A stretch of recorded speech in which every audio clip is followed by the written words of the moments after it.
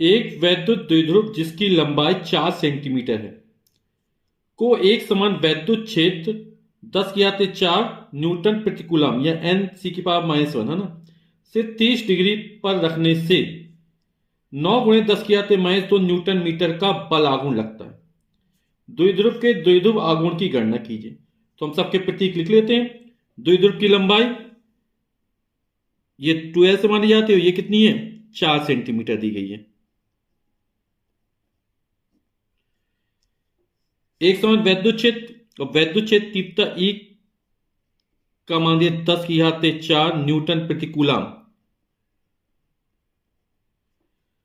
और जो कोण दिया थीटा का मान दिया वो 30 अंश दिया गया। जो वैद्युत द्विध्रुव कोण बना रहा है वैद्युत क्षेत्र वो कितना 30 डिग्री का है। 9 गुणे 10⁻² न्यूटन मीटर का बल आघूर्ण लगता है। बल आघूर्ण टाउ बराबर दिया गया है 9 गुणे 10⁻² न्यूटन मीटर। द्विध्रुव के द्विध्रुव आघूर्ण की परिकल्पना करनी है, गणना करनी, पी का मान हमको ज्ञात करना है। ये सेंटीमीटर इसको मीटर में बदल देते हैं तो ये हो जाएगा 4 गुणे 10⁻² मीटर।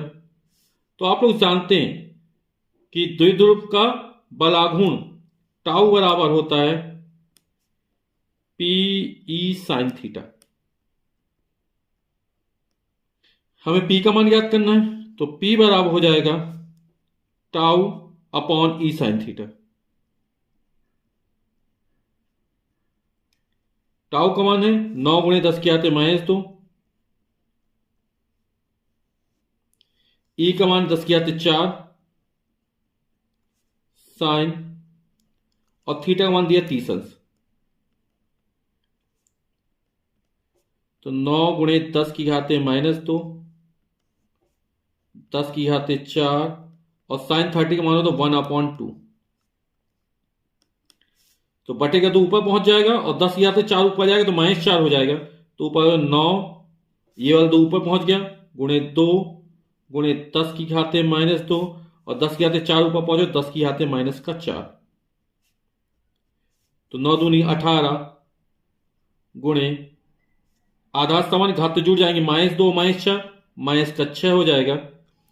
दशमलव हम यहां स्थित मानेंगे, एक अंक खिसकाएंगे तो हो जाएगा 1.8 और जब दशमलव इस तरफ खिसकता है तब इसमें एक जुड़ जाएगा तो हो जाएगा 10⁻⁻6 में एक जोड़ेंगे तो -5 और द्विध्रुव आघूर्ण का जो मात्रक होता है वो होता है कूलम मीटर।